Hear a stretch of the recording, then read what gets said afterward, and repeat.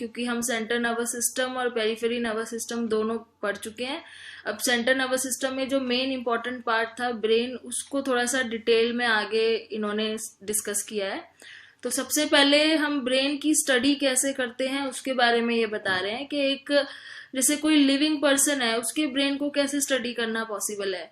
एक जो पर्सन जो जिसकी डेथ हो जाती है, उसको तो आप उसकी बॉडी से ब्रेन निकाल के आराम से सर्जिकली स्टडी कर सकते हो, लेकिन अगर हमें ये देखना है कि लिविंग पर्सन के अंदर ब्रेन की एक्टिविटीज कैसे होती हैं, तो उसको कैसे स्टडी किया जाता है, क्योंकि साइकोलॉजी में ये ब्रेन की एक्टिविटी स्टडी करना भी बहुत ज्यादा इंपॉर्टेंट होता है बिहेवियर को जज करने के लिए। तो वो यहाँ पे इन्होंने बताया है कि किस तरह की टेक्निक्स आई थी जिससे इनको बाद में ब्रेन की स्टडी करने में बहुत ज्यादा आसानी हो गई थी, और लिविंग पर्सन को बिना हर्ट किए। शुरू शुरू में ऐसा होता था कि थोड़ा बहुत उनको कुछ सर्जिकल प्रोसीजर्स करते थे जिनसे उनको डैमेज हो सकता था ब्रेन का, जिनका वो टेस्टिंग करते थे। लेकिन धीरे धीरे ऐसी एडवांसमेंट आई कि बिना किसी को हर्ट किए, बिना ब्रेन डैमेज किए भी स्टडीज करनी पॉसिबल हो गई थी। तो वही यहाँ पे डिस्कस किया हुआ है, जिसका जो पहला टॉपिक है लीजनिंग स्टडीज। लीजनिंग स्टडीज, ये लीजन, ब्रेन लीजन्स वर्ड बहुत यूज होता है जब भी हम साइकोलॉजी में ब्रेन की स्टडी के बारे में बात करते हैं। तो ये लीजन वर्ड होता है क्या, इसका मतलब क्या होता है, ये देख लेते हैं। सो लीजनिंग स्टडीज से स्टार्ट करेंगे। So one way to get some idea of the functions that various areas of the brain control is to study animals or people with damage in those areas. एक तो तरीका ये था कि जिनके ब्रेन में कुछ डैमेज ऑलरेडी हो गया है, जैसे कोई एक्सीडेंट हो गया है, ब्रेन का कोई पार्ट या कुछ स्वेलिंग हो गई है, कुछ चीज डैमेज ऑलरेडी हो गई है, उसको स्टडी करना। तो ये देखते थे कि अगर वो वाला पार्ट ब्रेन का डैमेज हुआ है तो उसकी वजह से बिहेवियर में क्या इफेक्ट हो रहा है। इन एनिमल्स दैट में mean researchers will deliberately damage a part of the brain. Animals में तो क्या होता था, डेलिबरेटली रिसर्चर्स जो है उस ब्रेन के पार्ट को डैमेज करके टेस्ट कर सकते थे। पर लेकिन अगर ह्यूमंस की बात करें, ह्यूमंस में ये थोड़ा सा ज्यादा मुश्किल था, क्योंकि एक ह्यूमन राइट्स की भी बात आ जाती थी। पहले इतना ज्यादा राइट्स को लेके इतनी ज्यादा प्रॉब्लम नहीं होती थी, क्योंकि लोगों में इतनी अवेयरनेस नहीं थी। तो एनिमल राइट्स का तो बिल्कुल ही एक तरीके से कॉन्सेप्ट ही नहीं था, लेकिन ह्यूमन राइट्स का फिर भी थोड़ा बहुत प्रॉब्लम आती थी। तो क्या करते थे, electrical current strong enough to kill off the target neurons, ये एक डिवाइस यूज करते थे। एक थिन वायर यूज करते थे। वायर एक पतली सी वायर थी जिसको सब जगह से इंसुलेट किया हुआ था, उस वायर को सब जगह से इंसुलेट किया हुआ था, और उसकी टिप इंसुलेटेड नहीं थी। कोई एक वायर है जिसको पूरी वायर को इंसुलेट किया हुआ है, खाली उसकी टिप को छोड़ के, और उस टिप को ना सर्जिकली ब्रेन के अंदर डालते थे, इंसर्ट करते थे, और एक इलेक्ट्रिक करंट उससे पास होता था जो कुछ न्यूरॉन्स को, जिनको इन्होंने टारगेट किया है, उसको किल कर देता था। किल करना मतलब डैमेज कर देता था न्यूरॉन्स को। तो वो करंट जो है वो उसकी टिप से वो पास होता था, जो उसकी टिप थी वो इंसुलेटेड नहीं थी, और आगे जहां भी वो न्यूरॉन्स की तरफ वो टिप होती थी, उन न्यूरॉन्स को वो डैमेज कर देता था इलेक्ट्रिक करंट से। इस प्रोसीजर को ये बोलते थे डीप लाइटनिंग। ये अब की टाइम पे तो इतना ज्यादा इसको यूज नहीं कर रहे हैं, क्योंकि डैमेज करके किसी को स्टडी करना जो है आजकल एथिकली नहीं हो सकता। तो डीप लीजनिंग इसको बोलते हैं। And when cells are destroyed on the surface of the brain, ये तो बोल रहे हैं कि अगर ब्रेन के काफी अंदर जाके इस वायर को, अंदर वाले न्यूरॉन्स को अगर हम डैमेज करते हैं तो उसको बोलते हैं डीप लीजनिंग। लेकिन अगर ऊपर ऊपर के सरफेस पे जो है ब्रेन के जो न्यूरॉन्स हैं, अगर सिर्फ उनको ही डैमेज करें तो उसको बोलते हैं शैलो लीजनिंग। तो बेसिकली लीजनिंग का मतलब क्या समझ में आ रहा है यहाँ पे, कि एक पतली सी वायर है जो पूरी इंसुलेटेड है, खाली उसकी टिप ऐसी है जहां से करंट लग सकता है। तो उसकी वायर से, इस वायर को ब्रेन के अंदर इंसर्ट किया जाता है, और वहां पे जो भी हमारा टारगेट एरिया है वहां के न्यूरॉन्स को डैमेज करके देखते हैं। और डैमेज कैसे करते हैं, थोड़ा सा इलेक्ट्रिक करंट यहाँ पास करते हैं जो कि उन न्यूरॉन्स को डैमेज कर देता है। इलेक्ट्रिक करंट बहुत कम होता है, सिर्फ न्यूरॉन्स को डैमेज करे, ज्यादा होगा तो पूरे ब्रेन में भी इफेक्ट हो सकता है। तो ये बहुत कंट्रोल्ड कंडीशंस होती है। तो डीप लीजनिंग हो गया जब बहुत अंदर जाके न्यूरॉन्स को टारगेट करते हैं। शैलो लीजनिंग हो गया जब बाहर बाहर के सरफेस में न्यूरॉन्स को डैमेज किया जाता है। तो ये क्यों ऐसा करते थे, ये देखने के लिए कि जो डैमेज किए हुए न्यूरॉन्स हैं उनकी वजह से किसी के बिहेवियर में क्या चेंजेस आए हैं। अब एनिमल में तो ये करना पॉसिबल था, लेकिन अगर कोई लिविंग ह्यूमन बीइंग है, कोई नॉर्मल ह्यूमन बीइंग है जो नॉर्मल लाइफ रह रहा है, अगर वो आता है और उसका आप ऐसे ब्रेन डैमेज करने के लिए, स्टडी करने के लिए डैमेज करते हो, तो वो चीज जो है वो पॉसिबल नहीं है, क्योंकि ऑब्वियसली कोई भी इस चीज के लिए वॉलंटियर नहीं करेगा। So this was not an ideal way to study the brain. Brain को स्टडी करने के लिए ये अच्छा तरीका नहीं था। बेशक आप एनिमल्स पे भी कर रहे हो तो भी एक तरीके से आप किसी के राइट्स को एक्सप्लॉइट कर रहे हो, आप एनिमल राइट्स को एक्सप्लॉइट कर रहे हो, आप एनिमल्स के साथ भी गलत कर रहे हो। तो चाहे वो एनिमल्स हो चाहे वो ह्यूमंस हो, किसी का ब्रेन डैमेज करके स्टडी करना was not a right way of studying the brain. तो अब इन्होंने और कुछ टेक्निक्स ढूंढी जिससे ब्रेन को डैमेज ना करना पड़े। तो ये technique I brain stimulation. So in contrast to lesioning a less harmful way. अब ये वाला जो तरीका था वो लीजनिंग से थोड़ा कम हार्मफुल था। इसमें ब्रेन को टेम्परेरीली डिस्टर्ब किया जाता था। डिस्टर्ब का मतलब थोड़ी देर के लिए उसके फंक्शंस को चेंज करते थे और वो टेम्परेरी होता था, ठीक है। So, enhance the normal functioning of specific areas through electrical stimulation. Electrical stimulation मतलब इलेक्ट्रिक करंट के थ्रू ही कुछ कुछ एरियाज जो है ब्रेन के उसको थोड़ा सा चेंज करते थे, या तो बढ़ा देना या कम कर देना, थोड़ा सा उसमें चेंजेस लाना नॉर्मल से, उसका रिजल्ट देखने के लिए कि बिहेवियर में या कॉग्निशन में उसका क्या इफेक्ट पड़ता है। So the procedure of stimulating a specific area of brain is much the same as in lesioning, but much milder current in this research does no damage to the neurons.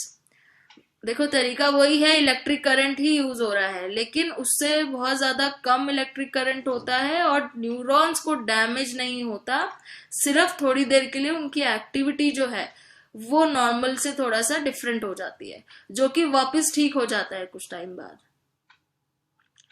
It does cause the neurons to react as if they had received a message. ये neurons को ना false messages देते हैं। जैसे neurons को messages electrical form में मिलते हैं ना, लेकिन आप इलेक्ट्रिसिटी अगर बाहर से दे रहे हो तो वो तो नकली मैसेजेस हो गए ना। तो ये न्यूरॉन्स को फॉल्स मैसेजेस देते हैं ये देखने के लिए कि वो किस तरीके से रिएक्ट कर रहे हैं। सो इसको बोलते हैं electrical stimulation of the brain, ESB। ठीक है, आपने इलेक्ट्रिसिटी से स्टिमुलेट किया है, जो रेगुलर मैसेज उनको आते हैं नॉर्मल वो वाले मैसेज नहीं है, आर्टिफिशियल फॉल्स मैसेजेस दिए हैं आपने। सो ये इंपॉर्टेंट हो गया था बाद में टेक्निक, क्योंकि इससे थोड़ा सा सर्कमस्टांसेस और इजी हो गए थे टेस्ट करना बिना डैमेज किए ब्रेन को। ओके, उसके बाद आगे देखते हैं और क्या टेक्निक्स की बात कर रहे हैं। सो यहाँ पे एक पिक्चर आप देख रहे हो, यहाँ दिखा रहे हैं जो एक डॉक्टर है national institute of mental health में मैरीलैंड में, इन्होंने इलेक्ट्रोमैग्नेट का यहाँ पे यूज किया हुआ है। ये एक मैग्नेट है और as a part of experimental treatment for depression. So this treatment is called repetitive transcranial magnetic stimulation, जिसके बारे में हम अब पढ़ेंगे आगे। तो ये भी एक टेक्निक है जो न्यूरॉन्स को एक्साइट करती है उनके ब्रेन में एक्टिविटी ट्रिगर करने के लिए। तो हो सकता है कि जो न्यूरॉन्स रिस्पॉन्सिबल होते हैं ऐसे केमिकल्स छोड़ने के लिए जो डिप्रेशन को कंट्रोल करता है, वो न्यूरॉन्स जो है वो डीएक्टिवेट हो गए हों या वो स्लो हो गए हों, तो उनको एक्साइट करने के लिए इलेक्ट्रोमैग्नेट का यूज किया जा रहा है जिससे डिप्रेशन ठीक हो सके। तो यहाँ पे ये देखो, यहाँ पे तो कोई भी ऐसी चीज नहीं है जो डैमेज कर रही है किसी चीज को या यहाँ पे ब्रेन को डैमेज हो रहा है। तो इस तरीके की टेक्निक्स बाद में आई थी जिससे बहुत ही ज्यादा सेफ हो गया था ब्रेन को स्टडी करना, और स्टडी के साथ साथ बीमारियों को भी ठीक करना। ये सिर्फ स्टडी करने के लिए नहीं थी टेक्निक्स, इससे कोशिश ये भी होती थी कि कोई डिसऑर्डर है या कोई प्रॉब्लम है, कोई बीमारी है, वो भी ठीक हो सके जो ब्रेन से रिलेटेड है। फिर इन्वेसिव टेक्निक्स थी stimulating from the inside a specific type of ESB called deep brain stimulation. अब इसको ESB को यहाँ पे इन्होंने DBS बोला है क्योंकि ये डीप ब्रेन स्टिमुलेशन है। Has been shown to be very helpful in some disorders. अब कुछ डिसऑर्डर्स में ये वाली टेक्निक बहुत हेल्पफुल थी। इसमें क्या करते थे, Neurosurgeons place electrodes in specific deep areas and then route the electrode wire to a pacemaker-like device called impulse generator that is surgically implanted under the collarbone. सो अब क्या होता था, यहाँ पे इलेक्ट्रोड्स का यूज करते थे. इलेक्ट्रोड्स भी एक तरीके से आप यही सोच लो कि इलेक्ट्रिकल वायर्स हैं जो specifically deep areas of the brain में इम्प्लांट करी होती है और उसको एक पेस मेकर से, पेस मेकर मतलब जो स्पीड को कम ज्यादा कर सकता है, पेस को कम ज्यादा कर सकता है, उसके साथ ज्वाइन किए हुए थे वो इलेक्ट्रोड्स. और उसको जो पेस मेकर है उसको बोलते थे इम्पल्स जनरेटर, जो इम्पल्स जनरेट करेगा, पल्स को जनरेट करेगा जो. सो इसको कॉलर बोन के अंदर सर्जिकली इम्प्लांट किया गया था. क्योंकि ये डीप ब्रेन है ना, तो इसमें डीप का मतलब है आपको ब्रेन के अंदर ही जाके स्टडी उसको करना पड़ेगा, बाहर से नहीं. The impulse generator then sends impulses to the implanted electrodes. और ये जनरेटर क्या करता था, मैसेजेस भेजता था इलेक्ट्रोड्स पे, stimulating the specific brain areas, जो भी स्पेसिफिक ब्रेन के एरिया आपने स्टिमुलेट करने हैं वहां पे. और इस जो चीज की जो टेक्निक की जो यूज है वो किस तरह के डिसीजेस में कर रहे थे यूज, ये पार्किंसन डिसीज को ठीक करने के लिए ये ट्रीटमेंट बहुत ज्यादा यूज हुई थी. और अगर किसी को सीजर डिसऑर्डर है, सीजर्स मतलब किसी को दौरे पड़ते हैं, किसी को कोई क्रॉनिक पेन है, बहुत ज्यादा पेन है अगर कहीं पे, पॉसिबली सम साइकेट्रिक डिसऑर्डर्स, मतलब जो साइकेट्रिक डिसऑर्डर्स की कैटेगरी में आते हैं उनको ठीक करने के लिए ये टेक्निक यूज होती थी. So techniques such as DBS are typically only used after all other less intrusive treatments has been shown to ineffective. अब आप ये देख रहे हो कि ये सर्जिकली यहाँ पे कर रहे हैं, तो दैट मीन्स कि इसमें थोड़ा सा ज्यादा रिस्क है. तो ये कह रहे हैं कि जब नॉर्मल टेक्निक में किसी को ट्रीटमेंट में हेल्प नहीं मिलती थी तभी ये वाली टेक्निक को यूज किया जाता था. ओके, फिर आते हैं non invasive technique. Non invasive मतलब जो बाहर से ही हो जाए बिना सर्जरी के, स्टिमुलेटिंग फ्रॉम द आउटसाइड.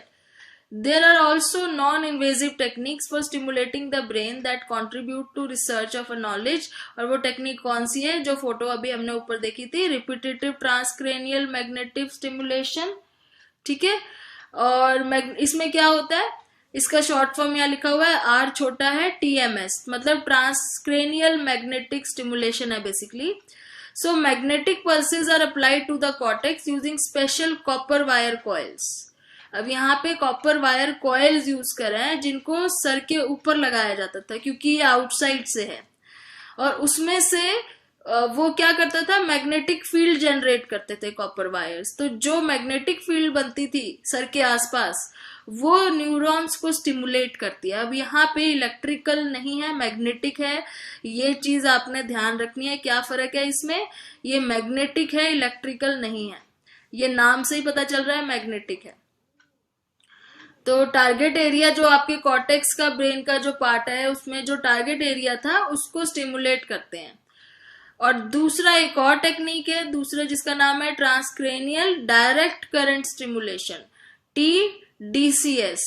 इसमें क्या करते थे, स्कैल्प पे इलेक्ट्रोड्स लगते थे. ये तो शायद आपने मूवीज वगैरह में भी देखा होगा कहीं ना कहीं किसी वीडियो में कि सर के ऊपर लोगों के बहुत सारी वायर्स लगी होती हैं. So scalp electrodes to pass very low amplitude direct current. अब यहाँ पे वापस करंट है तो ये कंफ्यूजन नहीं होना चाहिए आपको. जहां मैग्नेटिक वर्ड है वहां पे मैग्नेटिक फील्ड है, जहां करंट वर्ड यूज किया है वहां पे करंट ही यूज हो रहा है. यहाँ पे बहुत ही माइन्यूट सा करंट है, लो एम्पलीट्यूड, हल्का करंट है जो जो ब्रेन के चेंज करता है, एक्साइट करता है कॉर्टिकल न्यूरॉन्स को. कॉर्टिकल मतलब कॉर्टेक्स वाले ही न्यूरॉन्स हो गए, थोड़ा सा हल्का सा स्टिमुलेट करता है. सो TMS और DCS are being evaluated as research tool in studies of cognition such as, कौन सी स्टडीज के लिए, मेमोरी रिट्रीवल के लिए, डिसीजन मेकिंग के लिए. सो इस तरह के जो कॉग्निशन से रिलेटेड जो डिसऑर्डर्स हैं उनको ट्रीट करने के लिए ये दोनों टेक्निक्स यूज हो रही थी, जो थोड़ी सी माइल्ड टेक्निक्स हैं जिससे प्रॉब्लम नहीं होती है उसको करने में, ट्रीट करने में लोगों को. और काफी सारे डिसऑर्डर्स हैं जैसे पोस्ट ट्रॉमेटिक स्ट्रेस डिसऑर्डर्स हैं, डिप्रेशन है, ये सब चीजें भी इससे ट्रीट हो सकती थी. सो TDCS is not the same as electroconvulsive therapy which uses much higher level of current. मतलब ये कह रहे हैं कि DCS टेक्निक जो है वो उसमें करंट लेवल बहुत कम होता है as compare to electroconvulsive therapy जिसमें करंट बहुत ज्यादा होता है। जैसे आपने देखा होगा ना, कई बार लोगों को मेंटल हॉस्पिटल में वो जो करंट साइड से, दोनों साइड से करंट पास करते हैं ब्रेन में ठीक करने के लिए, तो वो इलेक्ट्रोकन्वल्सिव थेरेपी होती है जो जिसमें करंट काफी हाई होता है। लेकिन ये कह रहे हैं DCS तो बहुत ही माइल्ड करंट एम्पलीट्यूड यूज करते हैं, बहुत ही हल्का करंट होता है। So all of these methods of stimulation yield important information about the brain and behavior. अब ये सारे जो मेथड हैं ये क्यों यूज होते थे? क्योंकि ब्रेन के बारे में और बिहेवियर के बारे में ये बहुत ही इंपॉर्टेंट इंफॉर्मेशन रिवील करते थे। अब इससे लेकिन इतना ज्यादा नहीं आइडिया लग पाता था, तो आगे और जैसे जैसे एडवांसमेंट हुई तो और भी ज्यादा टेक्निक्स आने लग गई। जैसे न्यूरो इमेजिंग टेक्निक है। इमेजिंग का मतलब इमेजेस बनेंगी, इमेजेस मतलब फोटोग्राफ्स, तो इमेजिंग टेक्निक यूज होने लगी जिसमें फोटोग्राफ्स बनना शुरू हो गई। तो either by directly imaging the brain structure और its function, these methods also vary in degree of spatial resolution ability to find. अब अलग अलग मेथड हैं, उसमें भी अलग अलग उनकी लिमिटेशंस थी। कुछ मेथड्स कुछ एरियाज ही दिखा पाते थे, कुछ मेथड्स कुछ एरियाज, मतलब ऐसी कोई टेक्निक अभी भी नहीं आई थी कि ब्रेन को पूरा 3D स्ट्रक्चर पूरा का पूरा दिखा सके। तो ये मेथड्स क्या थे जिससे हम ब्रेन की इमेजेस देख सकते थे? तो इनको हम बोलते हैं मैपिंग स्ट्रक्चर्स, जो ब्रेन की इमेजेस हमें दिखाते हैं, जिसमें सबसे पहले है CT स्कैन। CT स्कैन तो आजकल के टाइम पे भी यूज हो रहा है, आप सबको पता है कि CT स्कैन का कितना इंपॉर्टेंट यूज है आजकल। वही CT स्कैन के बारे में यहाँ बात कर रहे हैं। Computer tomography, scientists have several ways to look inside the human brain without causing harm to the person. अब यहाँ पे क्या है, पर्सन को कोई हार्म नहीं पहुंचाना है। यहाँ पे इनका बेसिकली यही पर्पस है कि किस तरीके से CT स्कैन किया जा सके। और स्कैन करने का मतलब क्या होता है? स्कैन करना मतलब ब्रेन की स्कैनिंग करना है, कि ब्रेन की इमेजेस को रिकॉर्ड कर रहे हैं विदाउट वो करे हुए, विदाउट उसकी मतलब उसको सर्जिकली ना तो कट किया है ना कोई करंट दिया है, बस उसको स्कैन करना है, ठीक है। तो अब यहाँ पे scientist have several ways to look inside the human brain without causing harm to the person. One way is to take a series of X-ray. एक तो तरीका ये था कि एक्सरे कर लिया जाए, ठीक है। तो X-ray of the brain aided by computer, this is accomplished during a CT scan. CT की फुल फॉर्म आप देख लीजिए यहाँ पे, कंप्यूटेड टोमोग्राफी। टोमोग्राफी का मतलब है जब आप किसी चीज की इमेजेस देखते हो जो कि क्रॉस सेक्शनल तरीके से दिखाता है, स्लाइसेस की तरह। जैसे हम किसी भी फ्रूट को स्लाइस करके काटते हैं ना, इसमें इमेजेस वैसे दिखती थी ब्रेन की, स्लाइसेस की फॉर्म में, उसको बोलते हैं टोमोग्राफी, जिसमें involves mapping slices of the brain by the computer. मतलब ब्रेन के स्लाइसेस करके कंप्यूटर दिखाता है इसमें इमेजेस। तो ये फुल फॉर्म आपको याद रहे, टोमोग्राफी।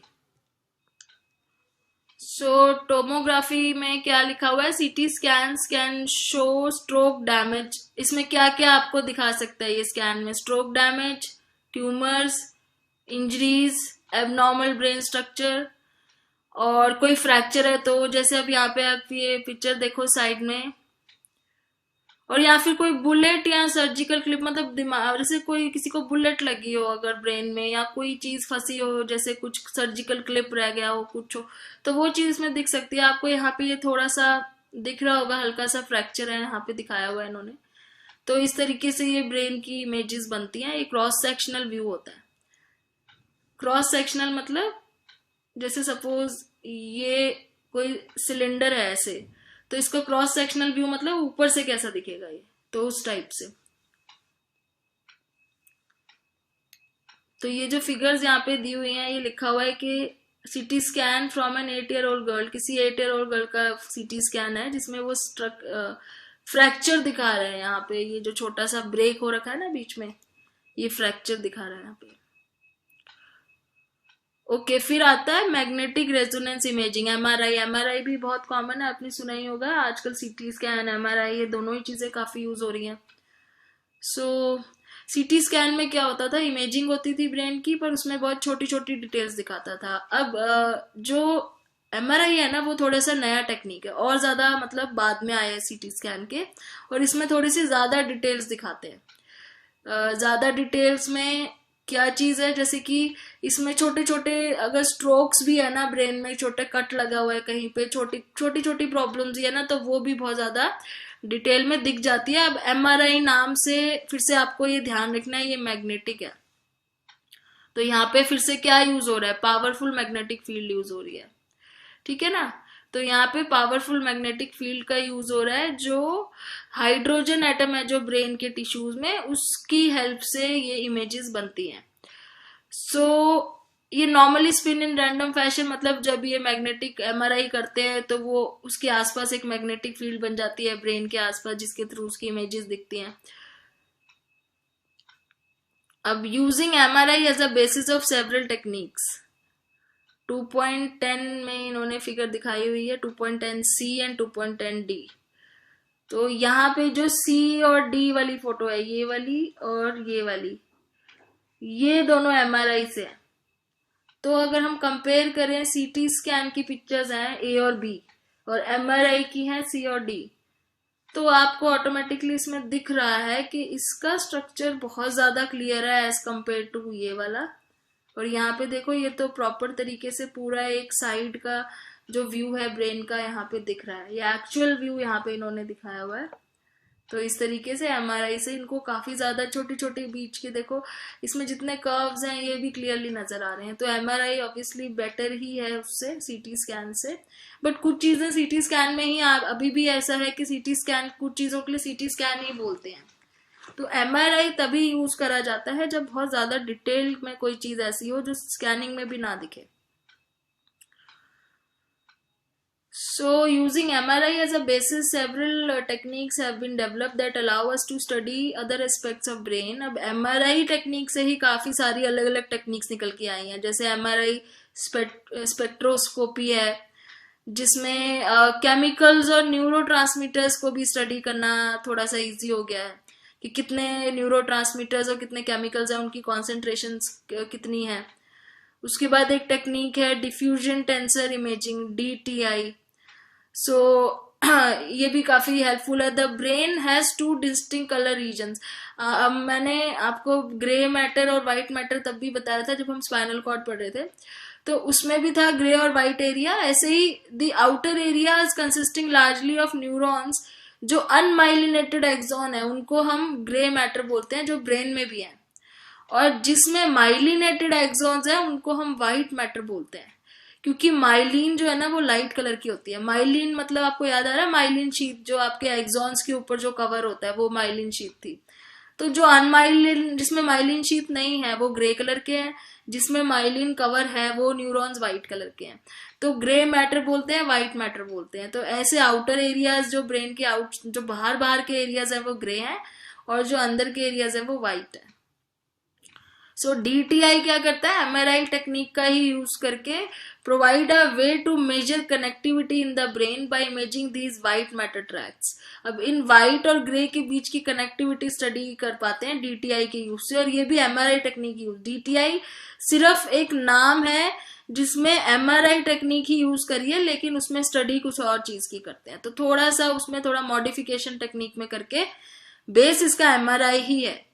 और इसमें क्या क्या चीजें आप स्टडी कर सकते हो, जैसे मल्टीपल स्क्लेरोसिस, डिमेंशिया, स्किज़ोफ्रेनिया, इस टाइप का है। तो इसमें बेसिकली आपको जो क्वेश्चंस आएंगे इसमें से ये आ सकते हैं कि कौन सी टेक्निक MRI के अंडर आती है, कौन सी टेक्निक CT स्कैन में आता है, और CT स्कैन से क्या चीज देखी जा सकती है, MRI से क्या चीज देखी जा सकती है।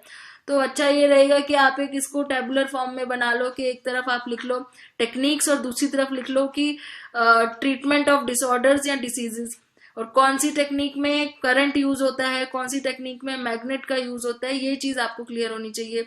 अब सपोज DTI आ जाता है, तो DTI में बेसिस ऑफ टेक्निक कौन सा है, तो इसमें बेसिस है MRI का, तो ये भी आपको पता होना चाहिए, तो ये एक टैबुलर फॉर्म में कर लोगे तो बहुत इजी हो जाएगा याद करना। उसके आगे मैपिंग फंक्शन है। मैपिंग फंक्शन में हम ईईजी पढ़ेंगे कि ईईजी कैसे होता है, क्योंकि आजकल जो है ईईजी का यूज हो रहा है ब्रेन की स्टडी करने के लिए, ब्रेन की एक्टिविटीज को स्टडी करने के लिए। एक्चुअली ब्रेन की एक्टिविटी स्टडी करते हैं। सो ईईजी का फुल फॉर्म है इलेक्ट्रोएन्सेफेलोग्राम। ये बहुत ही इंपॉर्टेंट वर्ड आपको याद करना है, इसका full form EEG. So imaging brain structure, it is sometime important know how different. अच्छा, यहाँ पे अब क्या चीज बदल गई है, स्ट्रक्चर से हटके फंक्शन पे आ गए हैं। एक्टिविटी वर्ड पे मैं इसलिए ज्यादा स्ट्रेस दे रही थी क्योंकि यहाँ पे अब स्ट्रक्चर नहीं देख रहे हैं, यहाँ पे हम उसकी एक्टिविटी देख रहे हैं कि ब्रेन कैसे, जब हम जैसे उठे हुए हैं या सोए हुए हैं तो वो ब्रेन की एक्टिविटी में कैसे चेंज आ रहा है। तो ये जो डिवाइस यूज करी है, इस डिवाइस का नाम है एन्सेफेलोग्राफ। और ये पहली बार ह्यूमंस पे कब यूज हुई थी, 1924 में हुई थी। और किसने करी थी, हैंस बर्जर ने करी थी। तो इसमें क्या होता है, छोटी छोटी स्मॉल डिस्क होती है और स्पॉन्ज लाइक इलेक्ट्रोड्स होते हैं जो स्कैल्प पे लगाते हैं। ये हमने पहले भी डिस्कस किया था ना, इस तरीके की इलेक्ट्रोड्स लगाते हैं जो सर के ऊपर लगी होती हैं, बहुत सारी वायर्स, और वो एक कंप्यूटर से अटैच होती हैं। कंप्यूटर से अटैच होती हैं तो जब भी ब्रेन की एक्टिविटीज होती है हमारे अंदर, वो कंप्यूटर में एम्पलीफायर के थ्रू जाती है। एम्पलीफायर मतलब बड़ा करके दिखाना। तो कंप्यूटर में उस चीज की एक्टिविटीज को वो बड़ा करके दिखाता है। जैसे हमारे ब्रेन में एक्टिविटीज ऑलरेडी हो रही हैं, ठीक है, वेव्स ऑलरेडी बन रही हैं क्योंकि इलेक्ट्रिकल सिग्नल्स तो पास हो ही रहे हैं। तो अब हम ईईजी में क्या करते हैं, इलेक्ट्रोड्स लगाते हैं, लेकिन करंट पास करने के लिए नहीं लगाते। हम इसमें सिर्फ ये देखने के लिए लगाते हैं जो ऑलरेडी करंट पास हो रहा है ब्रेन में, जो मैसेजेस ट्रांसफर हो रहे हैं उनकी एक्टिविटीज कैसे हैं, तो वो इस फॉर्म में नजर आती हैं। इस तरीके से नजर आता है एक्टिविटी। जहां पे आपको कम एक्टिविटी लग रही है वहां पे देखो कम वो होगा, शार्पनेस होगी कर्व की। जहां पे ज्यादा एक्टिविटी है वहां पे शार्पनेस ऑफ द कर्व ज्यादा है, जैसे ये वाला है। दैट मीन्स यहाँ पे कोई अगर कोई उठा हुआ है तो उसकी ब्रेन की एक्टिविटी ऐसे है। अगर कोई सो रहा है, बहुत डीप स्लीप में है, तो उसकी ब्रेन की एक्टिविटी ऐसे है, स्ट्रेट लाइंस आएंगी ऑलमोस्ट। अगर कोई बहुत एक्टिव है तो उसकी ज्यादा वेवी लाइंस आएंगी। तो ये एक्टिविटीज देखने के लिए देखते हैं ईईजी के थ्रू। तो यहाँ पे ईईजी में हम लोग क्या देखते हैं, इसमें प्रेजेंस ऑफ ट्यूमर्स भी देखा जाता है। जो ईईजी आजकल यूज करते हैं उसमें ट्यूमर्स वगैरह देखने के लिए भी इसकी टेक्निक का यूज करते हैं। सो इसमें जो नीचे वेव्स बनी है इनको इन्होंने 4 उसमें टाइप्स में डिवाइड कर दिया है। बीटा वेव्स है जो एक्टिविटी दिखाती है जब कोई जाग रहा हो, वेकिंग एक्टिविटीज। और जो उससे थोड़ी सी स्लो है उनको अल्फा वेव बोलते हैं, जब कोई रिलैक्स हो, एकदम एक्टिविटी ना कर रहा हो लेकिन जाग रहा हो, रिलैक्स पोजीशन में हो। थीटा वेव्स हैं जो ड्राउजीनेस, किसी को नींद आ रही है अगर, तो वो वाली वेव्स हैं जो थोड़ी सी स्लो हैं। और डेल्टा वेव्स हैं जो बहुत ही ज्यादा डीप स्लीप में अगर हो तो उस तरह की वेव्स बनती हैं। तो जो मतलब आप ये लगा लो कि वेकिंग एक्टिविटी बीटा वेव्स मतलब बहुत ज्यादा एक्टिव वाली वेव्स होंगी। अल्फा वेव्स मतलब थोड़ी सी स्लो होंगी कि कोई रिलैक्स हो रहा है, अगर कोई एक्टिविटी नहीं कर रहा है लेकिन जाग रहा है लेकिन फिर भी रिलैक्स्ड है। थीटा वेव्स मतलब जो थोड़ी सी स्लो होंगी क्योंकि वो ड्राउजीनेस मतलब नींद में है लेकिन डीप स्लीप में नहीं है। और डेल्टा वेव्स मतलब अगर कोई नींद में है बहुत गहरी तो उसकी वेव्स काफी स्लो आएंगी। तो इस तरीके से ये चीज देखी जाती है। तो अभी इसमें और भी टेक्निक है आगे, इसको हम थोड़ा सा बाद में डिटेल में पढ़ेंगे, अदरवाइज जो वीडियो है बहुत ज्यादा लंबी हो जाएगी और आपको इसको थोड़ा सा पढ़ने में प्रॉब्लम ज्यादा होगी। तो अभी आप एक काम करो, जितना हमने ऊपर तक पढ़ा है उसको आप नोट करो। नेक्स्ट वीडियो में हम दोबारा से ईईजी के साथ स्टार्ट करते हैं। और एक बार फिर से आपको सबको happy new year and thanks for watching. Next video में बात करेंगे।